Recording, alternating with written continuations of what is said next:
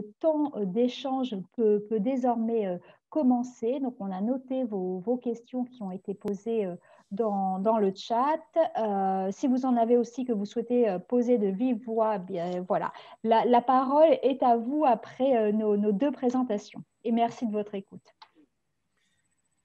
Merci Audrey. Donc je vais reprendre les questions en partant du bas, si je peux dire. Ah d'accord. Voilà, je me les suis notées. Donc pourquoi les formes orales ne seraient pas bonnes? Eh ben, en fait, ce n'est pas qu'elles ne sont pas bonnes, mais elles sont addictogènes. C'est-à-dire, avec les formes orales, on a à peu près le même pic, le même shoot de nicotine qu'avec la cigarette. Un peu moins, mais on reproduit quand même un effet gratifiant. C'est-à-dire il y a un effet gratifiant, euphorisant avec les gommes de nicotine, ce qui fait que c'est moins addictolytique, c'est-à-dire que ça traite moins l'addiction que les patchs. Voilà, donc du coup, idéalement, c'est pour ça qu'on préfère les patchs et que les formes orales peuvent venir en complément quand on a des envies de fumer, mais pas comme base du traitement. Voilà, et ça, c'est de plus en plus souligné dans les recommandations internationales, parce que la recommandation française, elle date, elle est obsolète, hein, elle est de 2014, il y a eu beaucoup de changements depuis. Et là, il y a une recommandation récente de septembre 2020, mais pour les femmes enceintes, donc pour la grossesse, sur laquelle aussi il y aurait beaucoup de choses à discuter. On n'est pas obligé d'être d'accord sur tout ce qui est dit dedans. Voilà, mais enfin, il y a 95%, c'est bon. Hein. Donc, ça, c'est des critiques de pointus. Voilà. Et il y a les plus récentes aussi, il y a les recommandations de la American Thoracic Society aux États-Unis de juillet 2020, qui met très en avant la varénicline. Mais surtout, et il y en a, dans un peu tous les pays vont sortir de nouvelles recommandations avec les nouveaux paradigmes. Donc, en remontant aussi, et puis on redescendra après, il y a comment diminuer les patchs. Donc, ça, il y a des questions là-dessus. Ben, la diminution des patchs, elle va se faire de façon dégressive, idéalement, mais on va être dans une décision négociée avec le patient. Là aussi, c'est-à-dire, bon, on peut toujours dire ce qui est idéal, mais l'idéal, c'est ce qui est bien pour le patient et ce que lui considère comme bien pour lui. Donc, il y a des patients qui veulent réduire rapidement et d'autres qui vont réduire très lentement. À partir du moment où c'est remboursé, on a le temps. Avant, quand c'était payant, les gens ils voulaient réduire vite. Ben, ça leur coûtait. Là, maintenant, on a le temps. Donc, moi, j'ai eu des patients, on a mis 6 mois, 1 an à arrêter les patchs parce que voilà, il les tolérait bien. Et puis, voilà, le petit patch du bout, ils avaient du mal à s'en défaire psychologiquement. Donc, généralement, on reste 15 jours à 1 mois sur un dosage. C'est-à-dire, par exemple, si votre patient il avait deux patchs, un à 21 mg et un à 14, disons à 10 mg sur 16 heures, souvent on associe des patchs sur 24 heures à un patch sur 16 heures. Eh ben, on va commencer par diminuer celui sur 16 heures. On va passer du 10, on va enlever le 10 par exemple. Et puis deuxième phase, on va passer du 21 au 14, puis du 14 au 7 éventuellement, ou on arrête direct le 14. Donc plus vous êtes monté haut avec les patchs, plus ça va prendre du temps pour diminuer. Et là aussi, c'est le patient qui vous dit oui, ça se passe bien, la diminution, je n'ai pas eu envie de fumer, tout ça, nickel.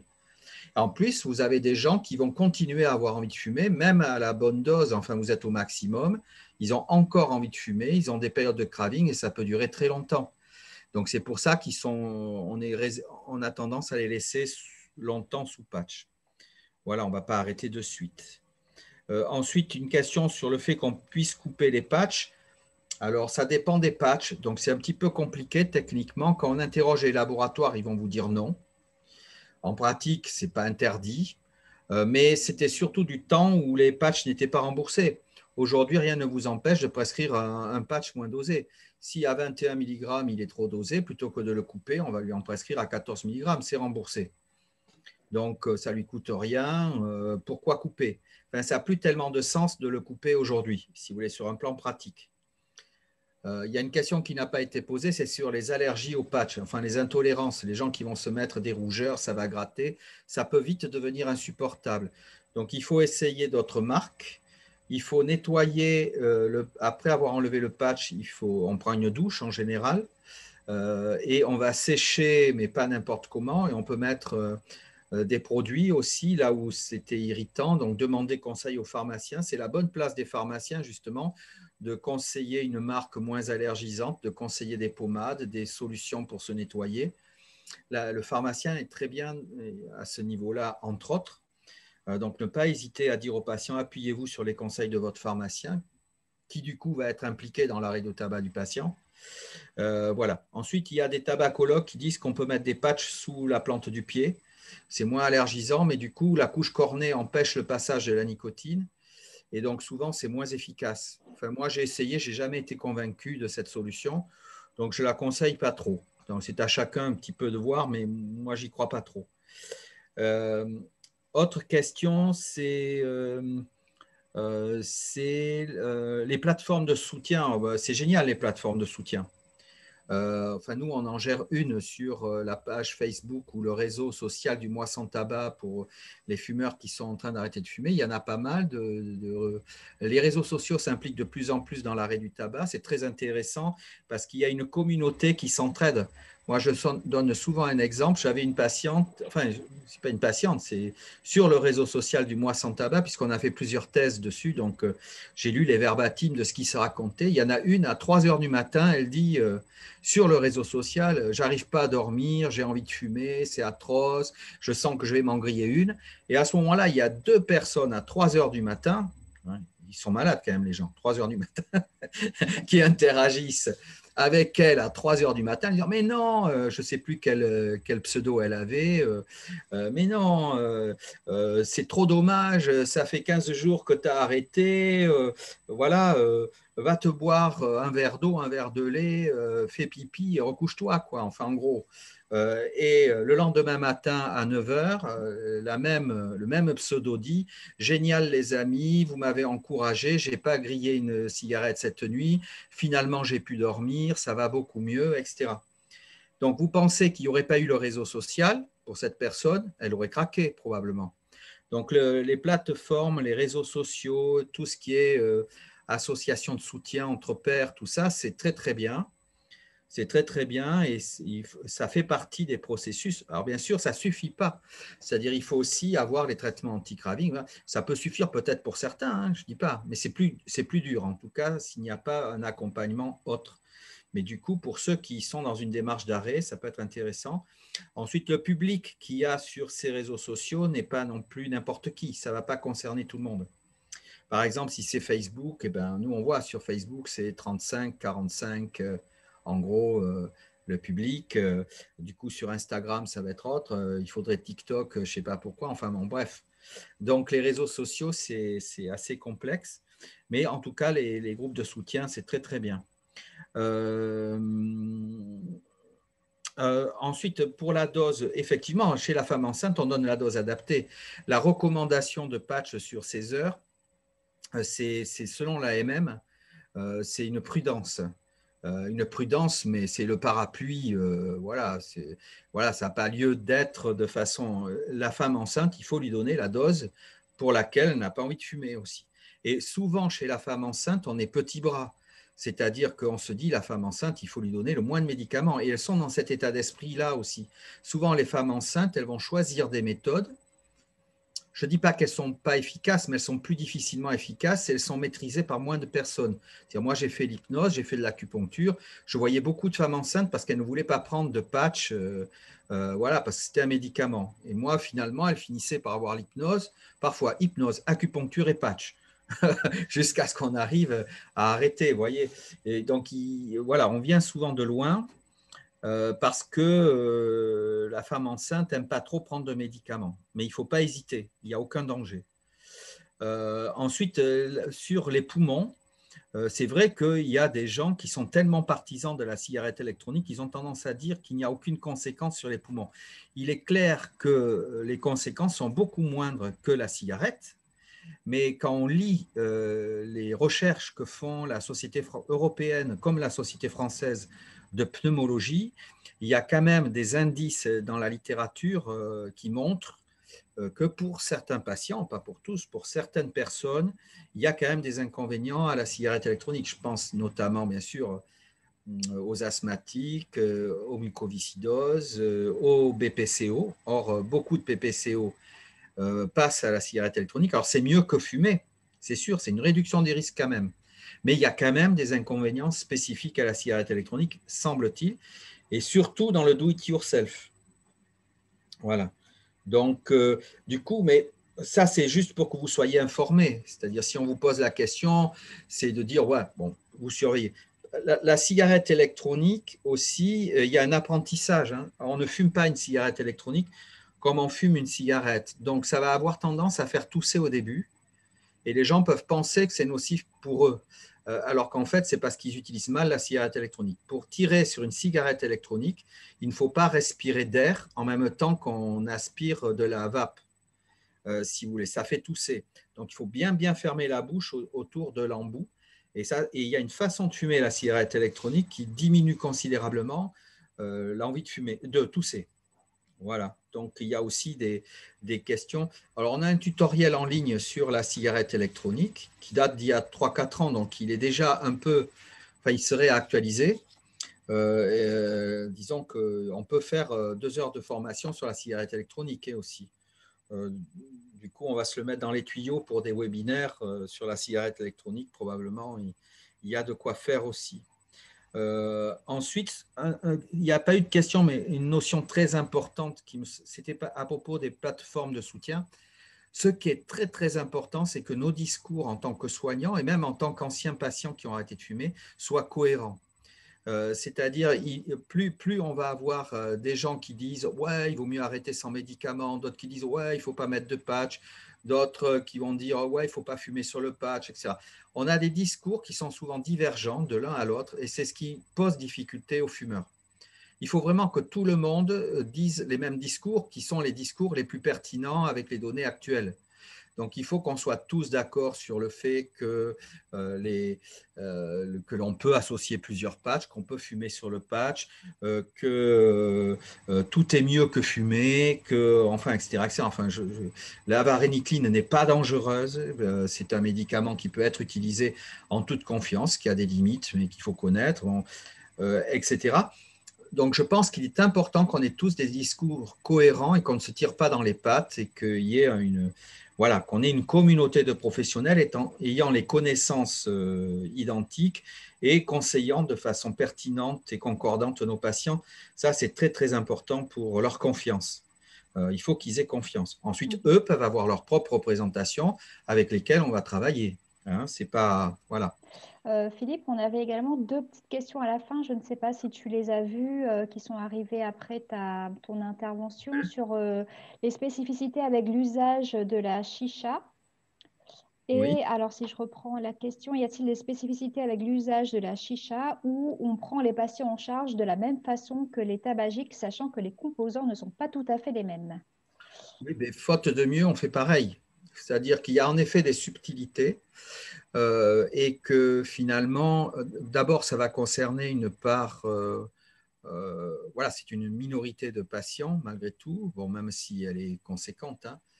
Et on a les patchs, donc les patchs marchent, la varénicline marche. Ça va être pareil, simplement dès qu'on utilise des outils pour fumer, c'est pareil pour le cannabis, généralement, c'est qu'on a un usage plus sévère et un usage plus problématique. C'est-à-dire que généralement, un utilisateur de chicha, il n'y a souvent pas que le tabac derrière, il y a souvent du cannabis aussi.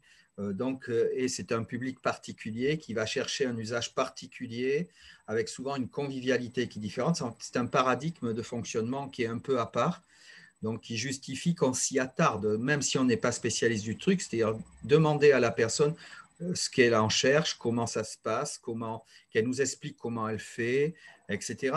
Et vous allez voir que souvent dans ce qu'elle vous dit, il y a des éléments qui vont souvent vous inquiéter et vous donner des pistes de travail. Voilà, mais ça va prendre un petit peu plus de temps parce que on maîtrise moins nous-mêmes ces usages. Donc, il faut qu'on apprenne du patient ce qu'il fait exactement, ce qu'il consomme, etc. C'est déjà une population un petit peu à part, voyez, qui est peut-être plus… Je ne dis pas qu'elle relève des soins spécialisés, hein, ce n'est pas obligé, mais il y a plus de gens qui relèvent des soins spécialisés dans ce public-là. Et pareil pour les fumeurs de cannabis. Le premier traitement de l'arrêt du cannabis, sont les traitements de substitution nicotinique. Parce que le cannabis, généralement, il est fumé avec du tabac. Donc, et les gens vont interpréter le manque de nicotine comme un manque de cannabis. Or, le cannabis, il est très lipophile, c'est-à-dire il se fixe beaucoup sur les cellules graisseuses et la décroissance du cannabis dans le cerveau est progressive. C'est-à-dire que le manque est beaucoup moins difficile à combattre que le manque de nicotine. Donc, lorsque quelqu'un arrête de cannabis, il est surtout important de traiter le manque de nicotine. Et pour le manque de cannabis, en fait, souvent, c'est plus apprendre de nouveaux comportements. C'est-à-dire que les gens, ils utilisent le cannabis généralement, outre pour la convivialité, mais c'est pour rechercher les effets. Là, c'est très clair, c'est-à-dire soit ils ont un effet autothérapeutique par rapport à leur situation de stress, etc., soit ils recherchent des effets un peu euphorisants parce qu'ils ne sont pas bien, donc ce sont plutôt des sensation seekers, si on peut dire, mais pas, c'est-à-dire des gens qui vont chercher les effets du cannabis, alors qu'avec la nicotine, c'est un peu, mais c'est beaucoup moins marqué. Donc, on donne des traitements de substitution nicotinique et après, on va travailler avec eux sur l'apprentissage de nouveaux comportements, de comment ils peuvent gérer les symptômes avec lesquels ils géraient le cannabis. Il y a peut-être d'autres alternatives que le cannabis. Et donc là, le cannabis, c'est plus compliqué de manière générale. Voilà. Si ce sont de gros fumeurs, c'est plus un petit fumeur, mais de gros fumeurs, c'est quand même plus compliqué. Alors, le nom de notre réseau social. Oui, j'ai répondu justement dans le chat. Je voulais préciser que j'ai mis qu'il y avait une page Moi sans tabac sur Facebook et Instagram. On a aussi un groupe. Donc, je sais qu'il y a une différence pour ceux qui connaissent les réseaux sociaux. J'ai vérifié l'information auprès de ma collègue qui gère tout ça. Donc, on a effectivement une page Moi sans tabac sur Facebook et Instagram et aussi un groupe où les gens peuvent justement échanger entre eux de façon libre. Donc, c'est les habitants, pour ne pas vous dire de bêtises exactement, les habitants de la Nouvelle-Aquitaine, Moi sans tabac. Donc, voilà, pour le groupe. J'avais noté aussi deux petites questions. Philippe, je ne sais pas si tu y as répondu parce que je faisais aussi, j'étais dans la discussion en même temps. Il y avait une personne qui parlait de l'autotitrage. Et du coup, je pose aussi la question sur les formes orales. Parce que voilà, pourquoi les formes orales ne sont pas bonnes selon vos termes? Alors, je ne sais, peut-être qu'il faudrait préciser qu'elles ne sont pas forcément pas bonnes, mais Ouais. si tu peux préciser peut-être. J'ai répondu en disant qu'effectivement, D'accord. elles étaient addictogènes Ok. et que du coup, sur le plan addictologique, ce n'est pas le traitement idéal, quoi. C'est plutôt le patch. Ensuite, ce n'est pas interdit non plus, hein. Moi, j'ai des collègues psychiatres qui sont dépendants aux gommes et qui s'en portent très bien, hein, plutôt que de fumer, hein. Voilà. Mais enfin, ce n'est pas le but non plus. Mhm. Et comment doser les patchs chez un patient qui fume la cigarette électronique. Donc, déjà, il faut savoir là, c'est beaucoup plus compliqué parce que autant le cigarette, on arrive à calculer le nombre de cigarettes, autant on sait à quelle vitesse ils vont utiliser leurs produits, mais comment ils l'utilisent.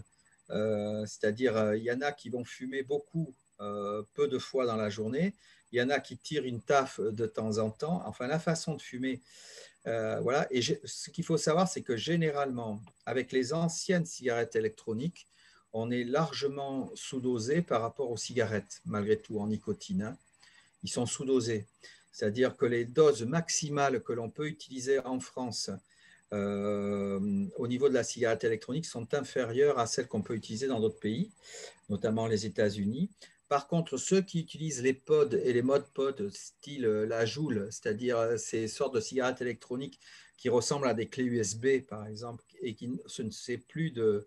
c'est plus un liquide, ce sont des cristaux qu'on met dedans. Là, ça peut délivrer, s'ils les achètent aux États-Unis, par Internet, tout est possible, jusqu'à 50 mg. Et donc, là, par contre, ils peuvent avoir des doses très importantes de nicotine. Mais en fait, en pratique, on bricole. C'est-à-dire qu'un patient qui veut arrêter la cigarette électronique, là, la meilleure solution, c'est la réduction progressive. C'est-à-dire qu'on va lui demander de diminuer progressivement la quantité de nicotine qu'il met dans sa cigarette électronique. Et puis voilà. Alors, avec l'inconvénient, c'est qu'il peut en consommer plus souvent. Mais l'objectif à terme, c'est de ne plus avoir de nicotine du tout dans son liquide. C'est-à-dire qu'avec la cigarette électronique, s'il tire plus dessus, s'il la consomme plus, on n'augmente pas beaucoup les risques, voyez, contrairement à la cigarette, parce qu'il y a l'oxyde de carbone avec la cigarette. Donc, avec la cigarette électronique, le fait qu'il titre plus est moins dangereux. Et donc, l'objectif à terme, en diminuant progressivement, c'est d'arriver à une cigarette électronique sans nicotine dedans. Et à partir du moment où on n'aura plus de nicotine dans la cigarette électronique, il n'y a plus d'effet gratifiant, beaucoup moins. Donc, c'est plus une addiction comportementale. Et du coup, une addiction comportementale, souvent, elle s'épuise, vous voyez. C'est-à-dire, il n'aura pas l'appel de, comment dire, s'il a l'esprit occupé, l'addiction comportementale a peu de chances de se manifester. Par contre, si en effet il s'ennuie, il est un peu perdu, tout ça, il aura envie de sa cigarette électronique. Mais alors que lorsqu'il y a une addiction physique, même si vous avez l'esprit occupé, le craving est là. Donc l'occupation aide à gérer le craving, mais le craving est là. Donc il y a une nuance quand même. Donc en pratique, on diminue plutôt la quantité en nicotine de la cigarette électronique.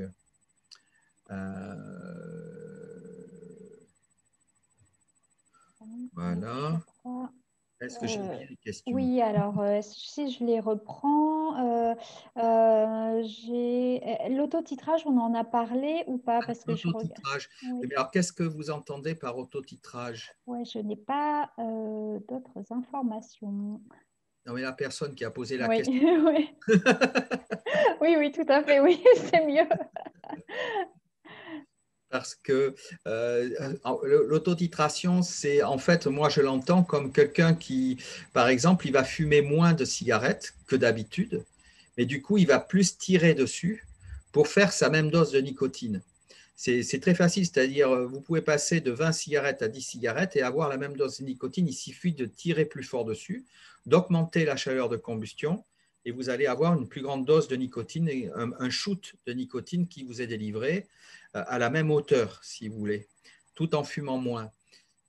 Donc, et c'est ce qui se passe actuellement, c'est-à-dire les fumeurs, comme ça coûte cher, ont tendance à réduire le nombre de cigarettes, mais à tirer plus dessus, ce qui est encore plus nocif à la limite. Donc, ce n'est pas très bon.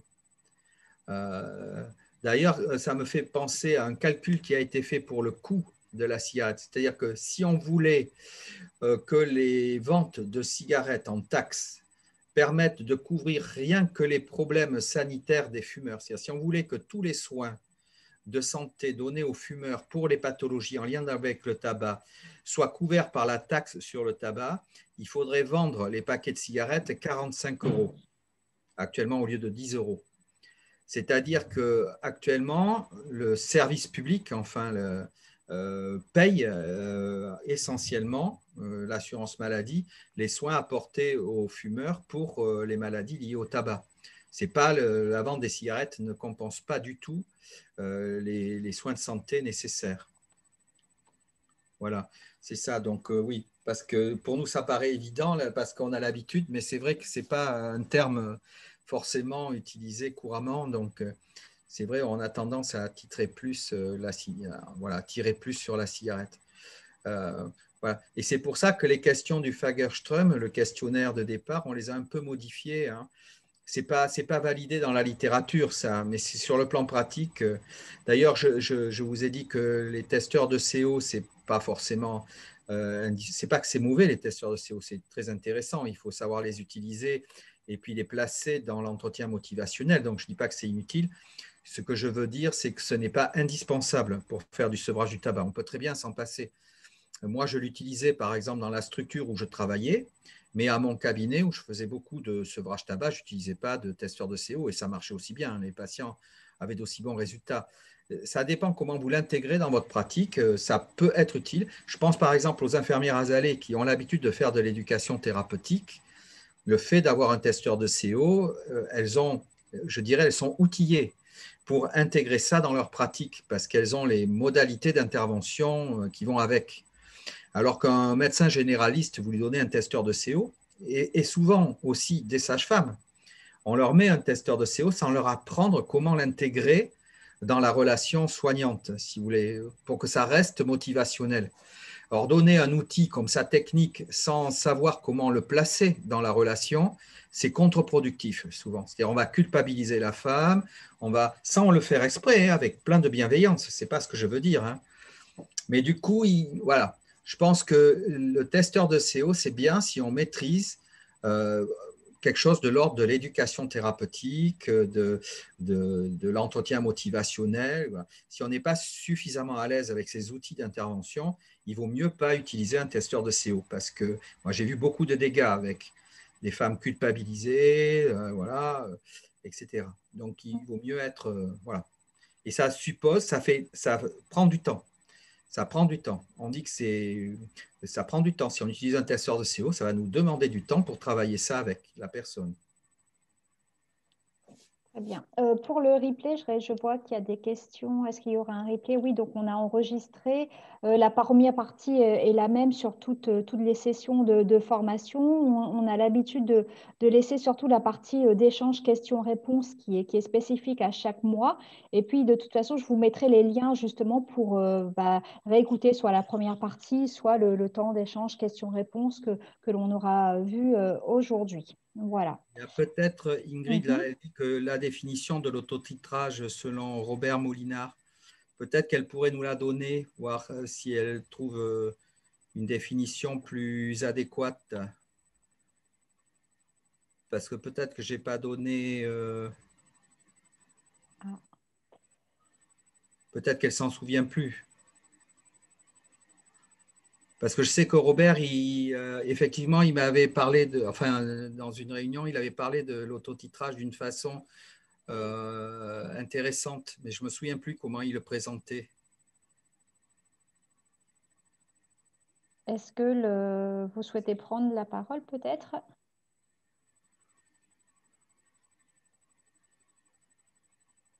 De tête, non. Ouais, moi, c'est pareil. Bon. Je ne me souviens plus comment il exprimait, mais c'est vrai, mais de fait, ça revient quand même un peu. Voilà, de fait, moi, je l'exprime de façon peut-être simpliste, mais c'est un peu le principe. C'est-à-dire quand le cerveau est habitué à recevoir une certaine dose de nicotine, instinctivement, le fumeur va fumer de façon à récupérer cette dose de nicotine. Et alors, c'est vrai que Robert, lui, il a une explication très carrée par rapport à ça. Hein, celle qu'il nous avait donnée, je ne l'ai plus en tête là, mais ça revient, sur le plan pratique, ça revient un peu au même, quoi. Il me semble, de mémoire. Voilà. Très bien. Bon, le temps est venu et moi, je dois enchaîner sur une réunion qui a commencé à 14 heures. Donc, je vous propose de clôturer la réunion. Donc, vous allez recevoir le support pédagogique par mail, bien entendu. N'hésitez pas à aller sur notre site internet et à vous inscrire pour vous tenir informé de tout ce que l'on développe dans le cadre du projet LAST ou alors à nous contacter si vous avez besoin d'informations supplémentaires. Voilà. Alors, je vois que Ingrid nous a répondu, le fumeur, c'est s'autotitrer en nicotine. Oui, Oui, si vous pouvez… Ouais. Alors, il y a quelqu'un qui parle en même temps. Parce que c'est l'idée, hein, c'est l'idée, mais je sais que Robert l'exprime très clairement. Donc, oui, ça peut… Je dois l'avoir aussi quelque part, mais si on peut l'avoir, c'est bien. Voilà. Donc… je vous remercie de votre participation. Merci à tous. C'était une discussion double. Bon après-midi et à bientôt peut-être. Au revoir. Oui, il y a quelqu'un qui voulait parler? Oui. Non. Non. Je pense qu'il y a quelqu'un qui anime à côté. Ah, d'accord. Merci À beaucoup. bientôt. Merci, au revoir.